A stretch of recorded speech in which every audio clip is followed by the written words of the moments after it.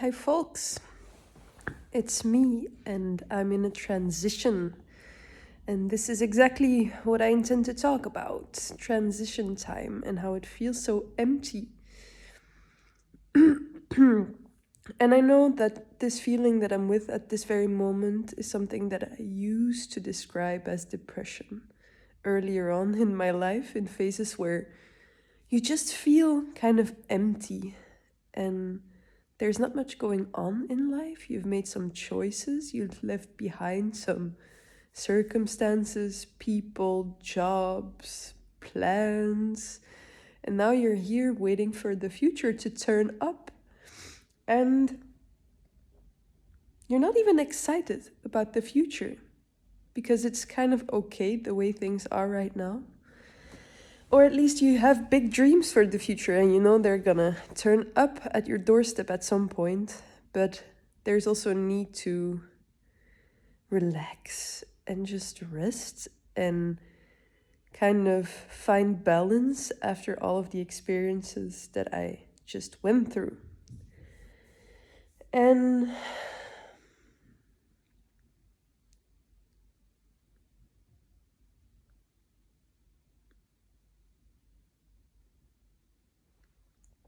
it's a bit uncomfortable, this feeling, because we don't know where life is heading and we don't have anything at hand to do or to distract ourselves with. And I could be distracting myself with a billion different things. I could be on social media, I could be eating, I could be going to a cafe and hanging out with people there, or whatever it is, but I don't feel like doing any of these things.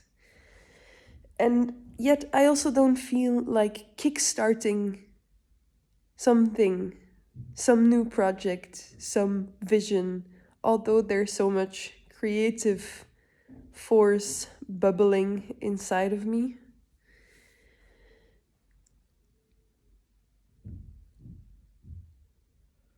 So yeah, it's kind of weird.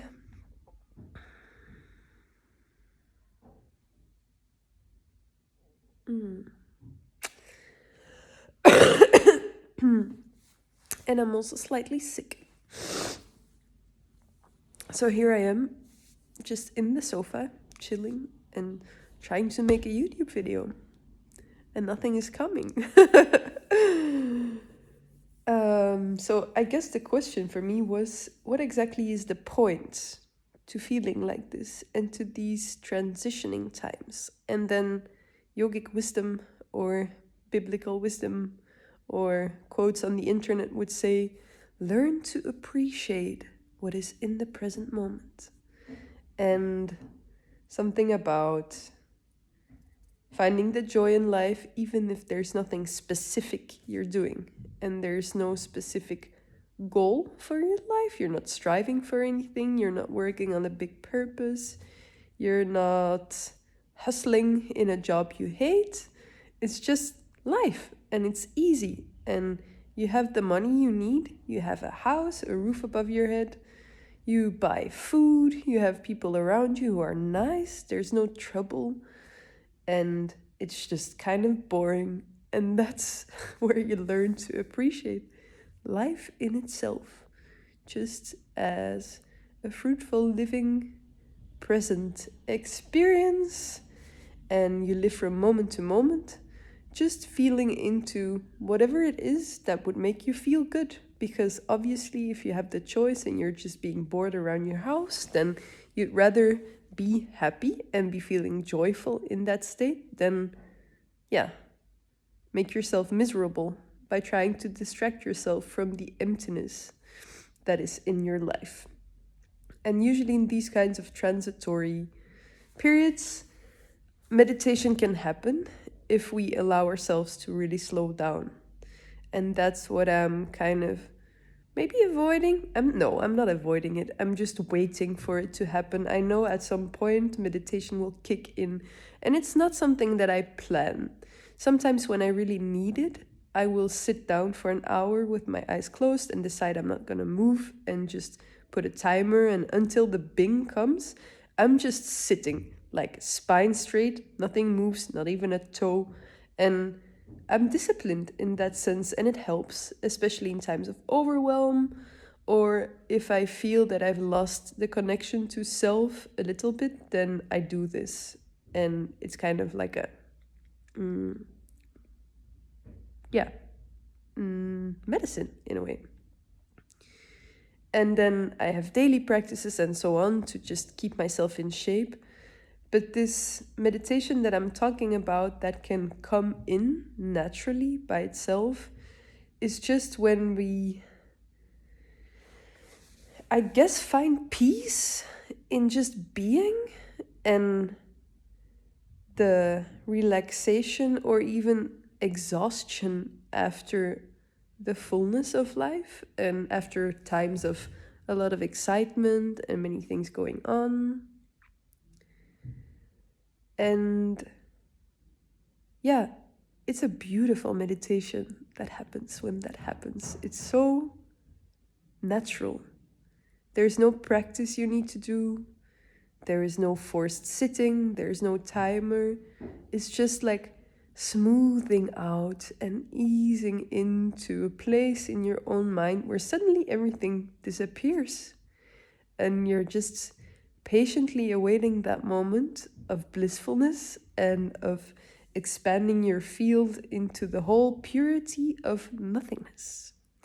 And I enjoy that so much. And I hope it may happen to me very soon, because I've been here in this sofa, in this living room, in my own room, painting, editing some reels, inviting people to events that I'm working on. But in general, there's not that much happening. And I'm waiting for the moment where my intuition will call me to do a billion things, because I know it's gonna come, and I know my life is gonna be not exhausting, but pretty full and very energized and very on fire quite soon. So, yeah.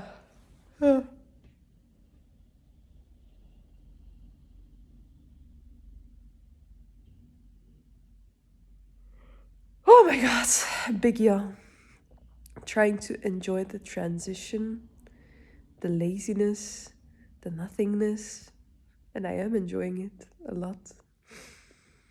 I'm also on my period, which really helps. It opens up huge sensitivity in the week before and during my moon blood. There's so much sensitivity. I can feel everything. And with everything, I don't mean my own stuff. I mean everything that surrounds me, even energetically to the other side of the world. I can feel what's going on in people. And generally, I have those abilities. But when I'm on my period, it's strong. And I pick up on so much. And it's a little bit frightening even to walk on the street. I live in Antwerp, in the Turnhoutse Baan, for those of you who know Antwerp. So it's a busy street, it's full of different cultures and stores, and now it's Ramadan, so the Muslims are fasting. They only eat when the sun is down, so after sunset and before sunrise. And with their iftar, so the meals they eat after sunset, they I think they eat sweets and treats and whatever they eat with their families together. And all of them are out during the day to buy in the bakeries here on the street. So it's full of people. People are literally queuing everywhere. And yeah, it's just in general always a crowded and a little bit overload type of street because so much is going on. And I needed to find something to eat and I was wanting to buy coconut water, but I couldn't find it. So I was walking on that street, and just that mere experience of walking on the Turnhoutse Baan almost killed my whole nervous system.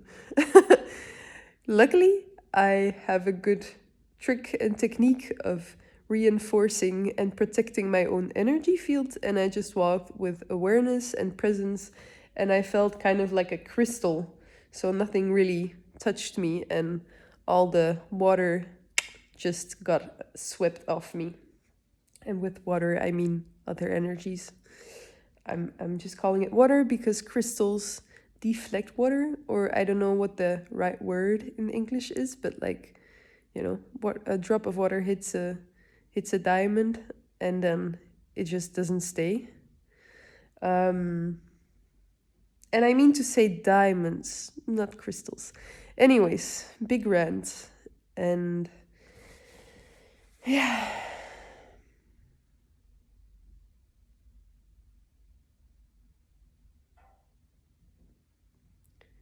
I feel a lot of discomfort, to be honest, because the transition is between identities. And the emptying of my life has been an emptying of roles that don't fit me anymore, relationships that were standing on projections of the person that I haven't been in a long time, activities that I don't need anymore, types of food that I don't need anymore. And even within myself, most especially actually, insecurities and beliefs that I was holding on to or embodying as that I also don't need anymore. And what it freaking comes down to is half of my life, except for this half, has been erased. So with this half, I mean, my body's still there, my mind is still working, I have a heart, it beats, I can feel emotions. But apart from that, pretty much all the structure that I had, the job I was working, the boyfriend that I have, whom I really love, and he's a great partner and we get along so well, but we also know it's ending in a month or two and we'll go separate ways. The house I'm living in will be ending in a month or two, and I'll go somewhere on this planet, Mexico, Nepal, my mom's garden, I don't know yet. And I'm doing this course with Heather Hoffman from Activation Vibration, a brilliant YouTube channel and a brilliant woman who's helping me so much to step into leadership, basically, and a kind of teacher role in terms of spiritual well-being. And I'm figuring out what that would look like for me. Because I've always known that this is my path. And I've also always known that I had a quite strong connection to spirit or source consciousness or the divine. And she's been reframing this for me even more strongly, where she just says, like, it's the only thing for you. You're absolutely connected. There's no need to be seeking anymore. Just start sharing your experience and whatever it is you're here to bring with people, because that's basically the only thing you're here for, and that's the level on which you chose to operate. And this feels a bit like bloating, but I know it's true. And I've been testing my abilities and offering my services to people. This shadow, I hate it. I've been offering my services to people, so I invite them to share about their lives, and I channel into what I feel about them, my intuitions, energetic senses, and I can clearly perceive in people's lives what is going on and what they need and what the next step in their evolution ought to be. And so I used to be a little bit shy about this, or about just claiming what I know with confidence and telling people straight to their face, like, this is what's going on with you and you need that. But as I'm doing it more and more, it just seems to be super accurate, and that's fun. And it also points towards, the fact that I actually have this ability and should do something with it and should share it with the world. And also towards an understanding of me being spiritually tuned in to such an extent where whatever is going on within me is actually relevant to the collective. So whatever comes up in my mind, I should be talking about and sharing on the internet. So that's what I intend to do. And we hope it resonates. We hope it does something for you. And I look a bit skinny, even though my skin is not so healthy at the moment.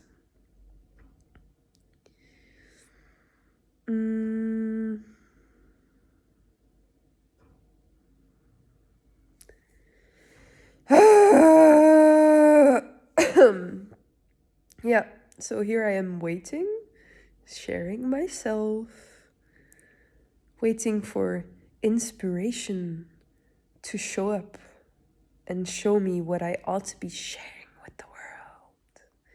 Even though it feels like this genuine expression. That shadow of my phone, I freaking hate it. Yeah, my genuine expression feels very much like it is coming through. And actually that is all that is needed. And that's also what I'm realizing. Like having these abilities, being tapped into source consciousness, having a spiritual self-understanding, or having a self-understanding in general, because if you don't have that, it's not spiritual anyway. It doesn't require for me that I write down my thoughts and create a course in whatever it is that I've learned over the course of my life and then try to explain it to you. It's more like what I am is enough, and my value is in just being and sharing myself and being present with people. And this is also very clear when I sit with people. One thing is they hear my thoughts, or I have a strong energy field, a strong presence. So whatever I think of or feel or put into my field, it reaches them. And it's very clear that when my presence is there, when I'm just present with myself and tapped into myself, my truest, deepest self, then they kind of come to insight without me even doing anything. It's like when they're talking about their lives and themselves and whatever is going on, it's like they can hear their own lies. So wherever there is delusion, or they're grappling with stories that just don't fit anymore, and they can move beyond that story and they can come to a deeper layer of self-understanding, I don't even question them. I don't even explain to them what I see. They just start seeing themselves. And that's very interesting. Like, I can guide a little bit, and there's a bit of a process in showing, but generally just presence is enough, and they just start discovering themselves. And that's exciting. And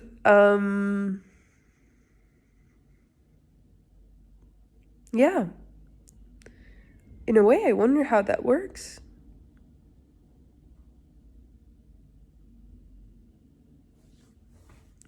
And it makes me think about gurus and how the seed was planted in me as well at first, the seed of self-awareness and the seed of spiritual growth that sometimes just drops you into a completely altered state of consciousness and perception, and thereby shows you a certain truth about life.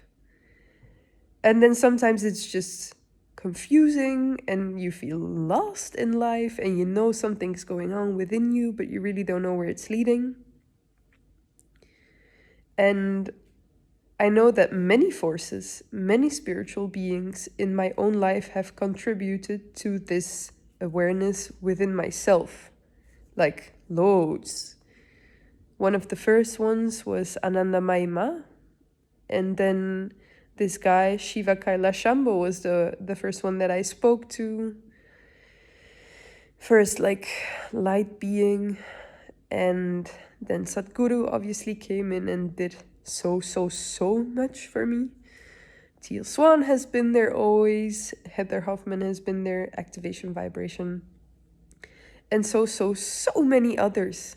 Actually, even one indigenous teacher was the very first one that I interacted with. But before meeting people, talking to people, actively engaging with practices and traditions, like Buddha, now everything comes to mind that has ever touched me. But even before engaging in anything, there have been influences, and I kind of wonder what it is that makes us wake up. What is that first touch or the first sparkle or the first self-awareness that life comes to? And why do certain people have the seed within themselves? And well, actually everyone has that seed, but why does it come to sprout and grow and blossom in some people and just stay a little dormant in others? Why is that so? And I assume for some people, it's just about getting in touch with the right sources that help you create the circumstances, energetic atmosphere, but also help you find the circumstances you have to prepare within yourself, like do certain practices to open up your heart and mind space and to prepare your body for different amounts of energy so that you can reach different states of consciousness. But for some people, even when that is present, it doesn't really happen. And for others, when none of that is present, they still are very open and seeking and reach altered states, not by drugs or anything, but just out of mere passion for life and interest. And I'm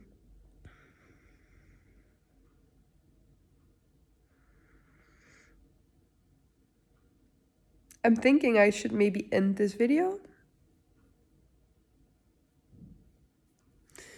Yeah, I think I'm gonna do that. But then I again am in my house doing nothing, a little bit bored, with all my abilities and my whole altered perception, and still I'm sitting here bored. So maybe this is the moment to advertise for myself and invite you to talk to me. So the offering that I'm making is for you to talk to me for an hour, and you'll pay me 50 euros to do so. And I'll help you clarify whatever is going on in your own life and in your spiritual path. And I'll channel a little bit for you in advance. So that is something we can start from. But you can also come with whatever question is troubling you, that sits with you, whatever the life within you is asking for, whatever it is desiring to discover, you can bring that to the table. And then we discuss together, and I'll just be there patiently waiting for you to unfold and guiding you wherever needed. And you can ask me all sorts of questions, and I'll ask you all sorts of questions, and we'll just have a nice and lovely conversation, and I'll do for you whatever I can. So if you're curious about that and you would like to talk to me, even if you don't want spiritual growth or you're not interested in that, I'm interested and open to talking to all people. Really. For any kind of purpose. Well, no, that's not actually true. I do want to talk about your life and whatever you feel is unclear. So I don't want to chit-chat. I don't like chit-chatting. I don't like small talk. And I'm not talking about myself. So it is a conversation about you. Someone is here to talk about you and you alone.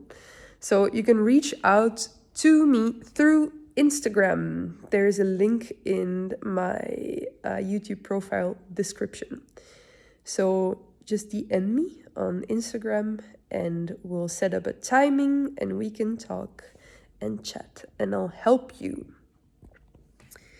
And share your thoughts in a comment, like this video, share it with people, subscribe to the channel, Let me know if you are resonating with this, if you feel empty as well, and if you enjoyed this little chat by Pipa.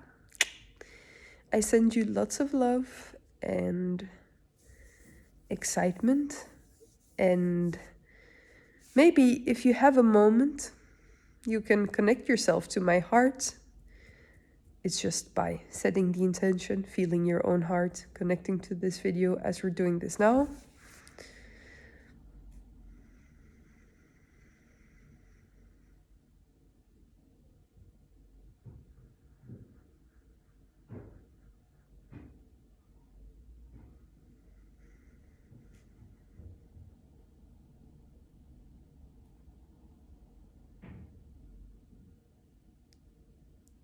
Love.